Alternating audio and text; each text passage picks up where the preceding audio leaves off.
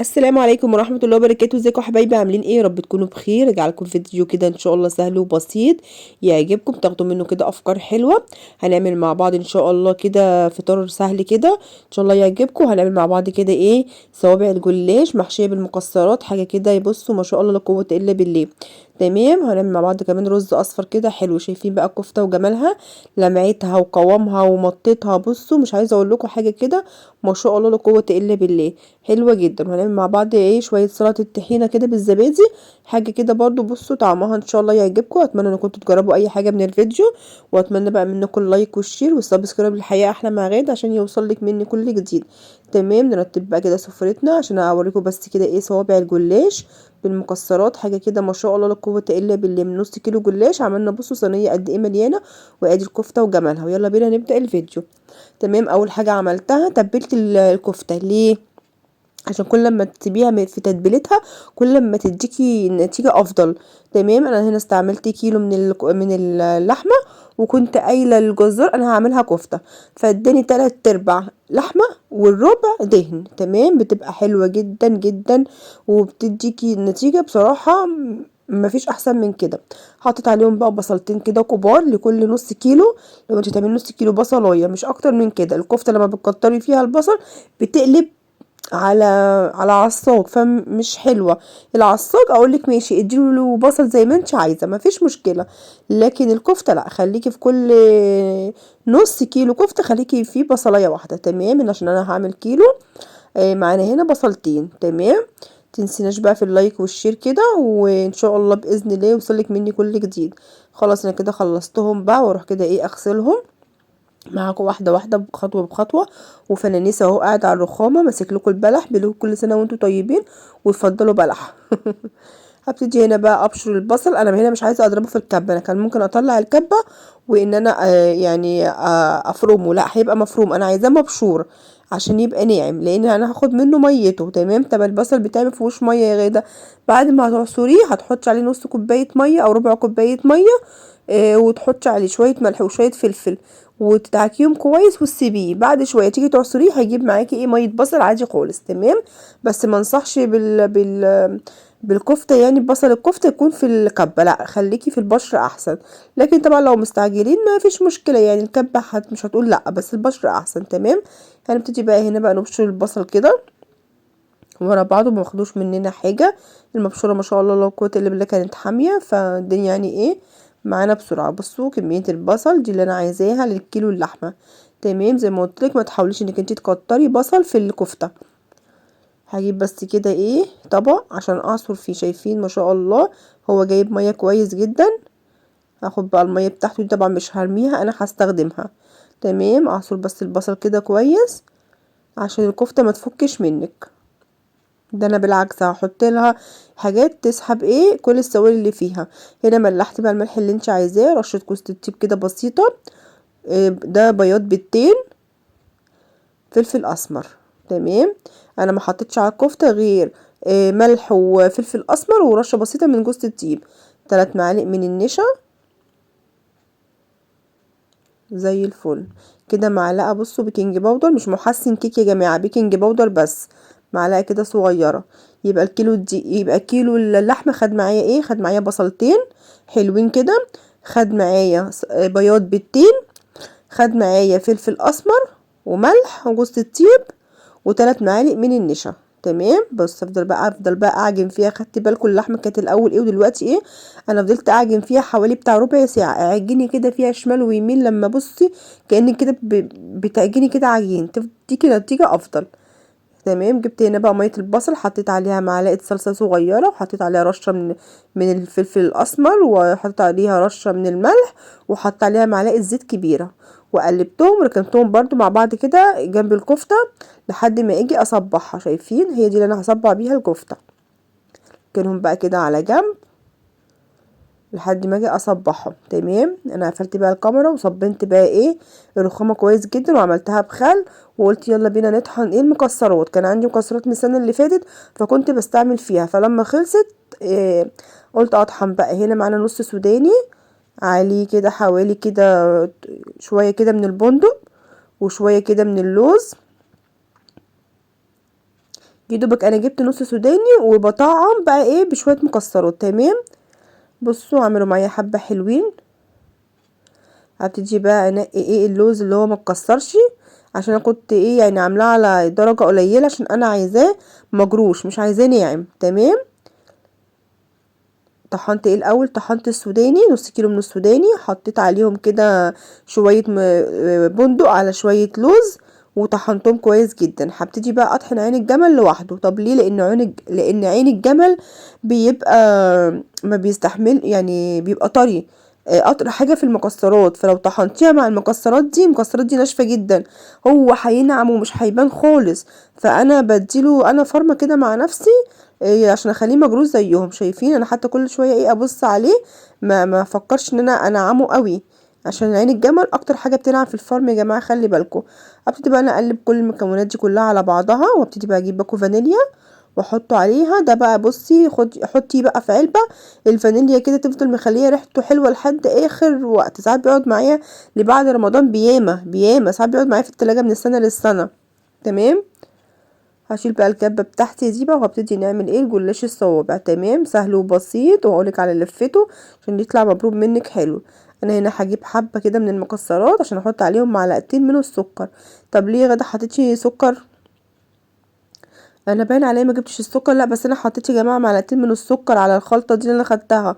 طب ليه؟ عشان يكرمل من جوه ويمسك لي المكسرات في بعضها. السكر يا جماعه هيكرمل المكسرات دي في الفرن وهيخلي المكسرات تمسك في بعضها. انا حطيت معلقتين سكر على المكسرات اللي انا خدتها للجلاش. تمام، واضح ان انا ما كنتش مشغله الكاميرا. المهم جبت بقى هنا الجلاش كده فردته كده ورقه بورقه، وابتدي كده احط كده، عايزه تتنيها عايزه من اولها براحتك خالص، انا تنيتها كده ربع تانية. تمام، وابتدي بقى الف واضغط على جوه، اضغطي كده ما تخافيش، لفي واضغطي على جوه عشان تاخدي نتيجه يعني للصوابع كده ما تفكش منك. بصي اضغطي على جوه وابتدي بقى احطي ايه القفله من تحت. شايفين بقول لكم اهي القفله من تحت مش من فوق. تمام، عشان تقفل معاكي. هنا مقطوعه مفيش مشكله، هنتني كده وهنبتدي برضك ايه نحشي. تمام، انا بكرر تاني يا جماعه، انا حطيت في الحشو اللي انا بحشيه الجلاش ده معلقتين سكر عشان السكر يكرمل مع المكسرات ويسيح كده ويدي طعم حلو، وفي نفس الوقت يمسك المكسرات في بعض. تيجي كده نلف اهي ونحطها لتحت اهي مش هتبان خالص. وادي لفه تاني، بصوا ابتدي كده لفي ولفي كده، افردي المكسرات ولفي واتني على جوه وخدي كده اتني كده ما تخافيش بايدك كده، اكمري كويس عشان خاطر ما يفكش منك وتطلع الصبع كده صبع حلو كده. انا هنا خلصت خلاص، هجيب بقى السمنه كنت مسيحاها، ابتدي بقى ان انا ايه اسقيه كله بالسمنه. تمام، هياخد معايا كوبايه سمنه 200 جرام، واللي هيفيض انا هصفيه بعد ما يستوي عشان خاطر يبقى معاكي حلو. دي نص كيلو من الجلاش. تمام، تيجي بقى اسقي كده كويس جدا. هنا بقى انا مش مشغله الفرن، لا انا هسيبه في سمنته شويه يشرب كده من السمنه كلها، وبعد كده هولع الفرن على بال ما الفرن تسخن جامد يكون هو شرب من سمنته الحلوه. بصوا تمام ما شاء الله، انا سبته بقى بره وشغلت ايه الفرن وكده هروح احطه في الفرن. تمام، جربوه هيعجبكم جدا. وزي ما بقولك وانتي بتلفيه لفي كده اكمري كده على جوه ولفي عشان الصبع يطلع منك مظبوط. وتركايه السكر دي هتعجبك اوي، حطي سكر مع المكسرات عشان خاطر يسيح معاها ويديكي نتيجه افضل. هنا بقى كنت بصبع الكفته بقى، هصبع معاكم كده ايه صباعين تلاتة، وانا ايه هكمل مع نفسي. شايفين بقولكوا كده بصبع كده على السيخ كده، وابتدي بقى احط ايه من ميه البصل على الصلصه على الملح والفلفل دول وشويه الزيت بيدوها كده لمعه وطراوه مش عايزه اقول لكم. تمام، انا طبعا كنت بوزن الصوبع 60 جرام، بس انا الميزان بتاعي الميزان اللي انتوا شفتوه ده بتاعي باظ يعني. بصوا ربنا بقى يهديها كرمه ويصلح حالها، معرفش عملت فيه ايه مش عايز يشتغل ابدا. ان شاء الله نبقى نجيب واحد تاني باذن الله. بصوا تمام زي الفل. تيجي بقى انا ايه اصبع كده مع نفسي واخلص كل الكميه وادخلها الفرن. تمام، دخلتها الفرن. قبل ما ادخلها الفرن حطيت شويه ميه. بصوا اهي خلاص، حطيت كده اللي فاض ميه البصل وميه الصلصه اللي فاضت، وحط عليها كده حوالي نص لتر من الميه، ودخلتها بقى الفرن عشان البخار ده يطلع على الكفته ويطريها ما تبقاش ناشفه. تمام، تعالى بقى نعمل هنا شويه رز.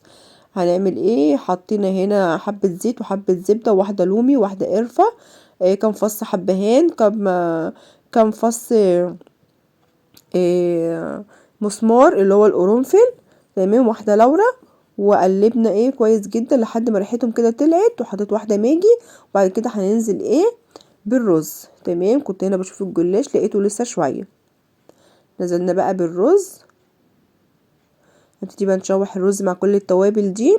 حطيت واحدة لومي، واحدة قرفة عود، وحطيت كام حبانية كده حبهان، وحطيت كام واحدة كده من القرنفل، تمام، واحدة ماجي، ولقيت لورا كده، واقلبهم كلهم مع بعض، ملح وفلفل وكاري وكركم. تمام اهي زي الفل. دول كوبايتين من الرز. تمام، ما تكتريش الكاري والكركم عشان ما يمرلكيش الرز. نزلت بقى هنا عليهم بالميه السخنه. ال3 كوبايات دول معايا، الكوبايتين رز خدوا معايا 3 كوبايات ميه. تمام،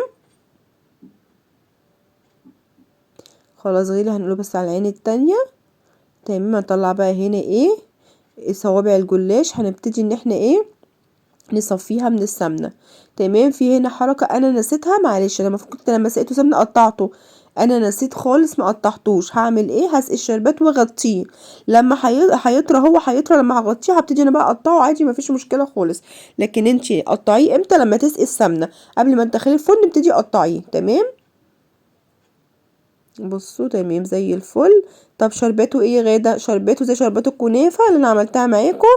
كوبايتين سكر، كوبايه وربع من الميه، عصرة ليمونة، 10 دقايق يغلى على النار. بعد كده احط واحدة فانيليا، دقيقة يغلى على النار، وبعد كده اطفي. تمام، معانا هنا بقى معلقتين كده كبار من الطحينة، نعمل طحينة.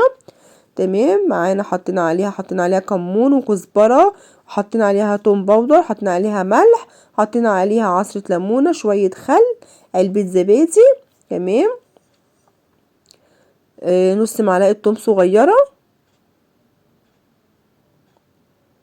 وادي علبة الزبادي بتخلي الطحينة بتاعة الكفتة في حتة تانية. هنقلب ده كله مع بعض، وهنبتدي يعني نخفها كده بمية سخنة حبة بحبة. تمام، لحد ما تاخدي القوام اللي انت عايزاه.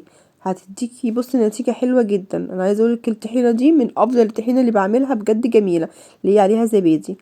كل ما تحتاج كده شوية مية احط لها شوية مية، واقلب كده. تمام زي الفل كده قوامها انا تمام بالنسبه لي. هنا بقى معانا شويه بقدونس وشويه وبصلايه كده صغنونه مقطعها كده طرنشات، حطيت عليهم شويه ملح وشويه فلفل وحبه سماق. جميله جدا بقى. انا بحط عليها الكفته، انا بقى بحبها، يعني انا اكل الخلطه دي كده بالعيش بالكفته بالبقدونس، انا بحب كده. بصوا هنا الكفتة شايفين بقى لمعتها ما شاء الله، شايفين بتلمع ازاي؟ ده من ده من الزيت ومية البصل وحبة الصلصة اللي احنا حطيناهم، وفي نفس الوقت البخار بتاع المية. هنحط بقى كده حتة فحمة، فرقة فويل كده، ونرش عليها شوية زيت، وهنسيبها 10 دقايق. وبعد كده هنبتدي نطلعها. هنا بقى نقطع اصابع الجلاش معانا. تمام، انت قطعيه لما تحطي السمنه، انا نسيت اقطعه، فانا هقطعه دلوقتي بعد ما سقيته الشربات عادي خالص. لما سقيت الشربات وغطيته هو طرى معايا وبقى جميل خالص، ومجرد ما تعرضيه للهوا هيرجع ينشف تاني. بصوا تمام زي الفل ما شاء الله، كان حلو جدا. نبتدي بقى كده نزينه بالمكسرات، حاجه كده حلوه وموفره في البيت، حاجتها موجوده، ممكن تعمليه بالسوداني، مفيش مشكله خالص. بصوا زي الفل. تعالوا بقى كده نقدم بقى كده الاكل بتاعنا.